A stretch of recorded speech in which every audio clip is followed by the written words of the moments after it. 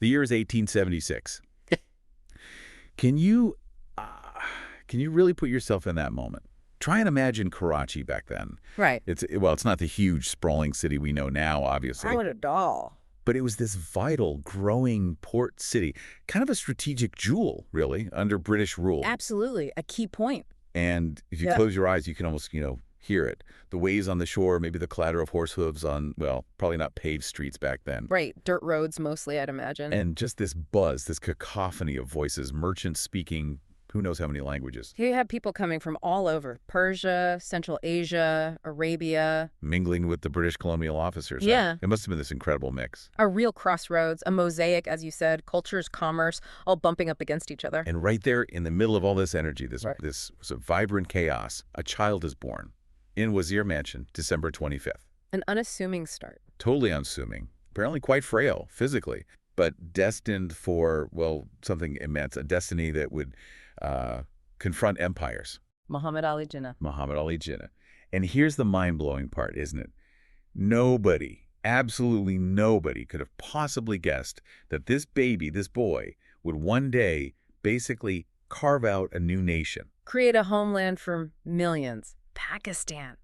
It's staggering when you think about it from that starting point. It really is. And for you listening, we want to stress this isn't just, a history lesson with dates and names. This is the origin story. It's Yeah. about where the principles came from, the ideas that they still matter today profoundly. They really do. And that's exactly what we're trying to do in this deep dive. It's our mission, if you like. We're digging into those foundational years. In the very beginning. Right, from 1876, his birth, up to around 1893 when he makes that huge leap to London. We want to peel back the layers, see what influences were shaping him, what early decisions set him on that path. The path to becoming this visionary leader. Exactly. And we're leaning really heavily on one key source here. It's Zaheer Ahmad Meer's book, Quaid-e-Azam of Pakistan, Constitutional Vision and Political Praxis Expanded Scholarly Edition. Quite a title. Sounds comprehensive. Oh, it is. It's massive. We're talking 850 pages. A really deep scholarly reassessment of Jinnah. Wow. Okay. So obviously we can't cover all 850 pages right now. Our job is to kind of distill the essence, make it engaging for you. We're focusing particularly on where his constitutional vision began. How did those early experiences, the diversity, the education, how did that start building his unwavering belief in law, in justice? That's the core question, how the groundwork was laid for his belief in institutions, in lawful struggle. It's fascinating stuff. Okay, let's really get into this then, because it is fascinating. How does a boy from a merchant family in Karachi end up creating a nation? Let's trace that journey. From Karachi through his schooling. Right, the madrasa, the missionary school. And then that huge decision he makes as a teenager in London, that changed everything. There's that quote from the book you mentioned. It really sticks with you. Oh, yes. The story of Pakistan began not in 1947, but in the discipline of a boy in Karachi in 1876. It's powerful, isn't it? It completely reframes how you think about it. It really does. It says that history, these huge events, they often start small, personal, with habits formed years, decades before. Exactly. It forces us to look beyond the big political moments and see the long, slow development of the person, the principles. Jinnah didn't just appear fully formed. No. His core beliefs, his whole way of thinking, it was built piece by piece from these early days. That discipline, that grounding, it was the foundation for everything later. The belief in constitutionalism. Okay, so let's zoom right in on that discipline of a boy in Karachi. Yeah. You painted the picture of the city, 1876. Bustling, strategic port under the British. A gateway city. And the diversity, you stressed that. It wasn't some quiet little town. It was a melting pot. Definitely. Global currents meeting local life. And into this, December 25th, Wazir Mansion, Jinnah is born. What did it mean, though, to grow up specifically in a port city like that back then? What kind of crucible was it? Well, think about it. Unlike maybe a more isolated inland town, a port city is always in flux. There's a constant flow of people, goods, and crucially, ideas. Right. Ships coming and going. Exactly. From Persia, Central Asia, Arabia, other parts of the empire. They weren't just bringing cargo, they were bringing stories, customs, different ways of thinking. So it naturally broadens your perspective. Inherently, yes. It gives you a wider worldview almost by default. You're exposed to difference constantly. Meer argues this fostered an early openness in Jinnah. maybe even subconsciously at first. An openness to different cultures, different ideas. Which would be foundational later on. He wasn't raised in a bubble, he was raised at an intersection. A place where, frankly, you had to figure out how to get along with different kinds of people just to get through the day. That makes sense, that practical reality of coexistence. So that initial setting was vital. It wasn't just background noise, it actively shaped his view of the world. Absolutely critical. Now, let's bring in his family, his immediate roots. Jinnah Punja, his father, a Koja merchant. Yeah. And his mother, Mithibai, described as very affectionate. Yes. And his father's trade connected them to far-off markets. So that global connection was right there in the family business. It was. And being Koja is significant here. Okay, tell us more about that. Well, the Khojas, they're a specific Shiite Muslim community, and historically they were known for these really extensive trading networks. We're talking across the Arabian Sea to East Africa, connecting various parts of the subcontinent. So international trade was in their blood almost? In a way, yes. And think what that requires. You need to understand different legal customs, social norms, how to build trust and contracts across cultural divides. It demands a certain pragmatism. Skills that sound a bit like diplomacy, actually. They do, don't they? And Meer really emphasizes this active exposure to pluralism from the start. It wasn't just seeing different people on the street. It was engaging with diversity as part of your livelihood. Right. Success depended on navigating those differences respectfully. Precisely. And Meer connects this directly to Jinnah's later political vision.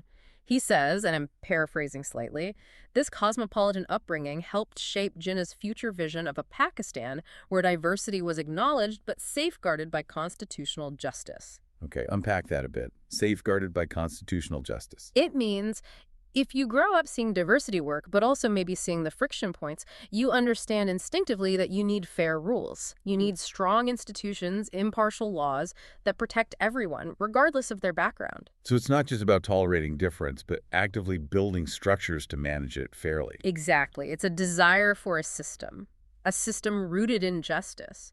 Meer argues this wasn't something Jinnah learned from a book later. It was embedded in his childhood reality. That's a powerful idea. That lived experience shaping a deep belief in fair structures. It really makes you think about your own upbringing, doesn't it? How your environment shaped your view of fairness and difference. It does. And you can see how this practical understanding of pluralism could lead directly to valuing constitutionalism. Yeah, it's like the groundwork for a lawyer was being laid even then. Yeah.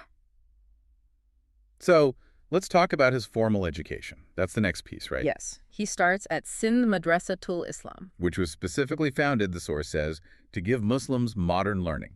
That's key. And then he also attended the Christian missionary school. So 2 different environments again. What was the significance of the madrasa in particular? What was its goal? Well, you have to understand the context. Late 19th century India, there was a perception, and often a reality, that many Muslims were falling behind in accessing modern Western-style education. Compared to, say, Hindu communities who perhaps adapted earlier. Generally speaking, yes, in certain areas. This meant disadvantages in getting government jobs, entering professions, engaging with the British administration. The madrasa, like the Aligarh movement elsewhere, was part of an effort to change that. To bridge the gap. Exactly. To provide modern subjects, especially English, the language of power. So Western pedagogy here means things like critical thinking, science, a structured curriculum, preparing students for the modern world, not just traditional learning. Equipping them with the tools to succeed in contemporary society. Precisely. It was strategic. And this is where we get those fascinating observations from his teachers, even as a young boy. Yes. His quiet determination, his meticulous dress, his seriousness. Already showing those traits. It's striking, isn't it? These aren't just little quirks. They seem like early signs of his lifelong character, that precision, that orderliness, that dignity. They absolutely foreshadow the man he became, that sense of discipline, of propriety. And Meer makes a profound connection here, doesn't he, between these traits and his later philosophy. He does. He says Jinnah, even then, represented a fusion of 2 worlds. Okay. The discipline of modern education and the dignity of Muslim identity. This blend, Meer argues, became the foundation for his constitutional praxis. Constitutional praxis. Define that for us in this context. Praxis means practice, basically. So it's not just constitutional theory, but the practical application of those principles. How do you actually use law and institutions to govern justly, especially in a way that respects and protects a specific cultural or religious identity within a larger state? So making the Constitution work for a diverse reality. Exactly. And for Jinnah, this fusion was key. He could embrace modern institutions, parliament, rule of law, while being deeply rooted in his Muslim identity. It wasn't a conflict for him. It was a synthesis. A powerful synthesis. It allowed him to argue for Muslim rights using the language and tools of Western constitutionalism. Reason, law, order, these were his instruments. It really feels like these early years, the education, the environment, even these personal traits were all converging, not accidentally, but almost purposefully, laying the groundwork. It does seem that way in retrospect, doesn't it? A unique preparation for a unique challenge. He was being equipped, perhaps unknowingly, to bridge worlds. Okay, so he's been shaped by Karachi, by this dual education. Then comes London, 1893. He's just 16. 16, that's hard to fathom, really. His father arranges for him to go to London. Initially, the plan is a business apprenticeship. Right. Just imagine that journey. A teenager crossing continents by sea, late 19th century. The sheer guts that must have taken. Immense courage. And think of the arrival London, the heart of the empire. Utterly foreign. The scale, the noise, the culture shock must have been overwhelming. A massive leap into the unknown. It was. Though, we should add, for families like his affluent merchants, especially Khojahs, with those international links sending sons abroad for commercial training, wasn't entirely uncommon. Okay. So it was a recognized path, in a way. A recognized, albeit very challenging path. It was about gaining global experience, connections. But of course, Jinnah wouldn't stick to that path for long. No, he wouldn't. And that exposure, even just arriving in London, must have started shifting his perspective immediately, seeing this center of global power up close. Absolutely. It would have broadened his horizons dramatically even before the big decision came. It primed him for what was next. Which brings us to that pivotal moment. Destiny intervenes, as Meer puts it. He ditches commerce. Abandons the apprenticeship plan. And enrolls at Lincoln's Inn to study law. A life-changing decision. And the story he recalled later is so powerful, seeing the Prophet Muhammad's name inscribed there, among the world's great lawgivers. That sealed it for him. It's an incredible moment of affirmation. Think about Lincoln's Inn, one of the ancient, prestigious inns of court, steeped in British legal tradition. The heart of the common law world. Exactly. And for this young Muslim, seeking to navigate modernity while holding on to his identity, seeing the Prophet's name honored in that place, it must have been profoundly validating. It connected his heritage to this universal esteemed profession. Precisely. It told him that law wasn't alien to his identity, but something where his heritage had a recognized place. It elevated law beyond just a career. It became, perhaps, a calling. A way to pursue justice, rooted in both his faith and modern principles. Yes. It fused those two strands perfectly. It confirmed he could be both things, devoutly Muslim and a modern legal professional. No contradiction. And then, his progress. Called to the bar by 1896. He's only 19. 19? It's astonishing. Among the youngest barristers from India. It just highlights his incredible intellect, his focus, his drive. It really does. This wasn't a casual undertaking. He must have thrown himself into it completely. And that quote sums it up. At Lincoln's Inn, Jinnah chose law over commerce, destiny over tradition. It captures the magnitude, doesn't it? Breaking from the family's mercantile path for something entirely different. A fundamental shift in his life's direction, driven by this blend of intellectual curiosity and cultural affirmation. And it determined his tools. His weapon of choice, if you like, would be the law. Reason, precedent, constitutional argument, not populism, not revolution. A very specific path. Which leads to what he actually learned in London beyond the law degree itself. Right. This was an intellectual immersion. British constitutionalism, parliamentary debates. He read Burke, Mill, Bagehot. These giants of political thought. And crucially, he didn't just read, he watched. He went to the House of Commons. He saw figures like Gladstone speak. So practical education in politics and rhetoric, too. Absolutely. A masterclass in how power worked, how arguments were made, how the system functioned. Let's touch on those thinkers briefly. Burke, emphasizing tradition, gradual change. Right, the dangers of radical upheaval. Which for Jinnah, in a colonial context, might suggest a path of orderly transition, perhaps. Then Mill, Champion of liberty? Individual liberty, yes, but also, crucially, the protection of minorities against the tyranny of the majority. You can see how relevant that would become for Jinnah. Absolutely. Thinking about the Muslims within India, Mill gives him a framework.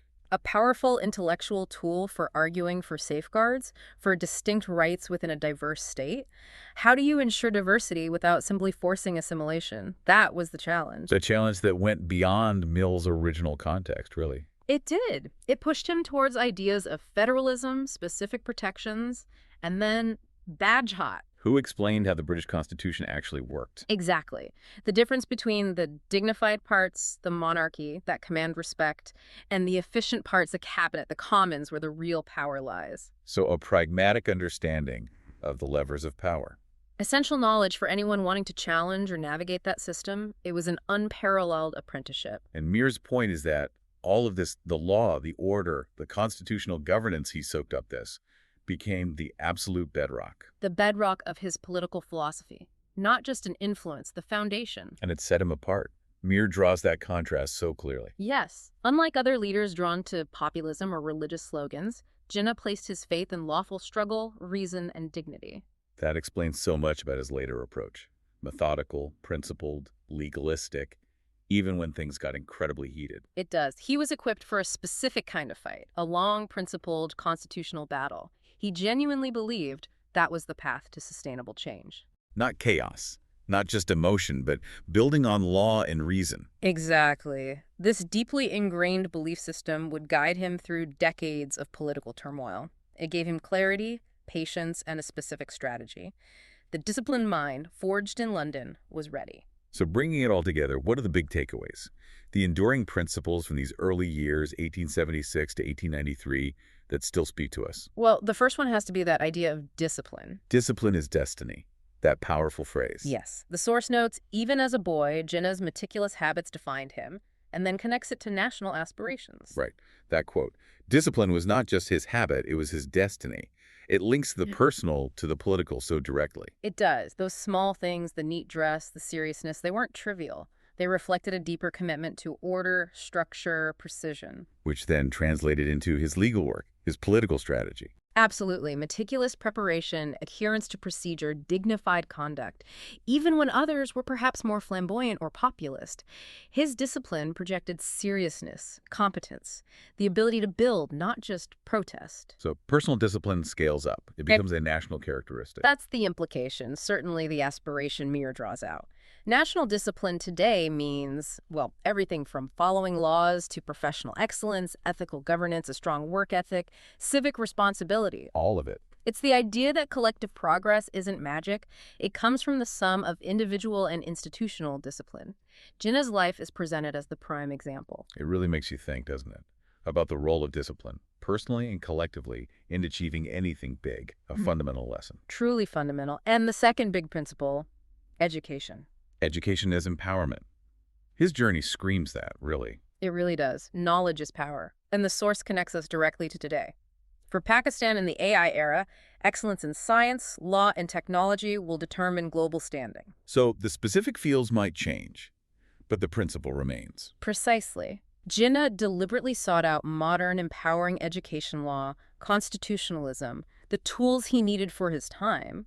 It was an act of agency. He wasn't passive about it. Not at all. And today, in this era, driven by AI, biotech, advanced computing, a nation's strength lies increasingly in its intellectual capital, its ability to innovate, to compete technologically. So mastering these fields is crucial for global standing. Indispensable. Just like understanding law was crucial for Jinnah to navigate colonialism and build a nation, understanding science, tech, and the complex legal frameworks around them is crucial for any nation wanting to thrive and lead now. It's about equipping people with the tools to solve problems, create opportunities. And secure sovereignty, not just militarily, but intellectually and economically. It's a direct challenge then to you, the listener.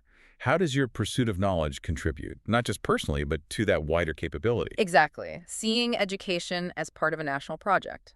And the third principle, this one really resonated with me, global exposure, local mission. Ah, yes, the idea that he learned from London but came back. Jinnah absorbed from London but returned to serve his people. Today's youth must learn globally but invest their wisdom in Pakistan's future. That's the core idea. It's crucial. Gaining global perspective, learning best practices, understanding different cultures, that's incredibly valuable. It broadens the mind, offers new solutions. But the key is the return. The key is bringing it back. Jinnah used his world-class legal training not to build a comfortable life in London, but to fight for his people's cause back home. It's the application of the knowledge that matters. Yes. It's about leveraging global insights for local development, addressing your own nation's challenges using the best knowledge available, rather than just becoming part of another system elsewhere. Being a global citizen, but with a clear local focus, a commitment to home. That's the ideal, channeling that international experience into tangible benefits for your own community, your own nation. So for listeners with that global experience, it's a call to reflect. How do you bring that back? How do you contribute those unique skills and perspectives locally? It's a vital question for harnessing talent effectively. Okay, so wrapping this up. We've journeyed from Karachi's diverse streets through his formative education to that pivotal London experience where he chose law and soaked up constitutionalism. These weren't just early chapters, they were the absolute foundation. The bedrock, as you said. And Meer's core message rings true. The story starts not in 47, but in 76. With that disciplined boy in Karachi, by the time Jinnah left London, he wasn't just a student anymore. No. He was a barrister, a thinker, equipped for leadership, armed with reason, law, and dignity, ready for the immense task ahead. Which leaves us with that final provocative thought. Yes. As we reflect on this, if the aspiration for Pakistan to become a major global power is to be realized, then perhaps its people, especially its youth, need to embody those same Jinnah principles. Discipline, education, vision rooted in justice, and that commitment to service. Exactly. It's not just history to admire, it's a potential blueprint. So the question for you, listening, is how do you embody those principles? How do you contribute to that larger vision? A powerful challenge indeed. And of course, Jinnah's story is just beginning at this point. Yeah, absolutely. His public life is about to launch. So join us next time. We'll follow him to Bombay's High Court, into the thick of law and politics, where his voice really starts to challenge the colonial order. We'll see how these principles play out on a much bigger stage.